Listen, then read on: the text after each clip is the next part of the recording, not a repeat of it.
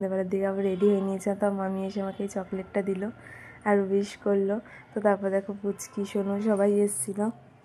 তো তারপরে এরা দুজন হাজির হলো। এরা প্রত্যেকবার আমাকে আমার বার্থডেতে সারপ্রাইজ দেয়। আমরা তিনজনের বার্থডেতে এরকম সারপ্রাইজ দিয়ে গিয়ে।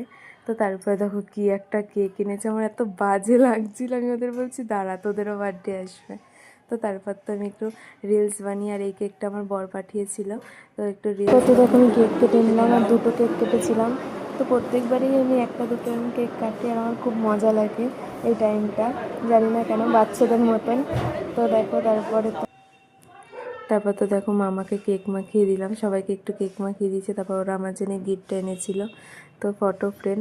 তো এর মধ্যে অনেক সুন্দর সুন্দর ফটো ছিল, তোমাদের আমি দেখাবো পরে। তো তারপরে দেখো এই যে একটু দেখে নাও।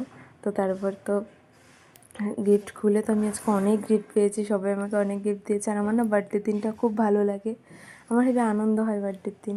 তো তারপর কিছু ফটো ভিডিও তুলে নিলাম। তো তারপরে দেখো সবাইকে কেক দিয়ে দিলাম।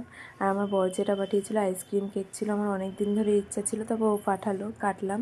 তো রাত্রিবেলা দেখো এটা দিয়ে ডিনার করেছি। তো এটা মামার থালা, যেটা